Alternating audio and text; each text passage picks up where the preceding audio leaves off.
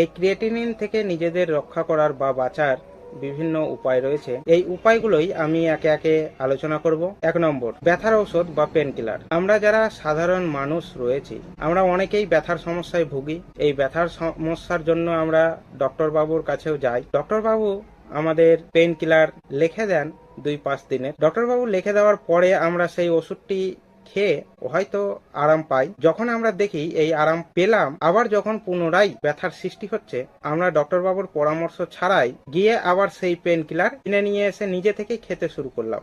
এই যে pain killer আমরা খাচ্ছি, আমরা অনেকেই জানি না এই পেন কিলার আমাদের শরীরে ক্রিয়েটিনিনের মাত্রা বাড়াতে একটি বিশেষ ভূমিকা পালন করে। এই পেন কিলার এক্সেস পরিমাণ যদি কেউ খায়, সেক্ষেত্রে আমাদের শরীরে ক্রিয়েটিনিনের মাত্রা বেড়ে যাবে। তাই আমরা যারা নিয়মিতভাবে পেন কিলার খাচ্ছি, কোনো কোয়ালিফাইড ডক্টর বাবু পরামর্শ ছাড়াই তারা নিজের সর্বনাশকে নিজেই ডেকে নিয়ে আসছি। তাই চেষ্টা করুন পেন কিলার যতটা কম পরিমাণ খাওয়া যায়, আর যদি খেতেই হয় সেক্ষেত্রে একজন কোয়ালিফাইড ডক্টর বাবুর সাথেই পরামর্শ করে তবেই আপনি পেন কিলার খান। 2 নম্বর, প্রচুর পরিমাণে আমাদের জল পান করতে হবে। প্রচুর পরিমাণ জল পান করলে আমাদের কিডনি ভালোভাবে কাজ করবে। যেহেতু কিডনি আমাদের শরীর থেকে বর্জ্য পদার্থ বাইরে বের করে দেয়, তাই এই কিডনি যদি ভালো কাজ করে সেক্ষেত্রে আমাদের ক্রিয়েটিনিন বাড়বার সম্ভাবনা একেবারেই থাকে না। তাই চেষ্টা করুন নিয়মিত প্রচুর পরিমাণ জল পান করার।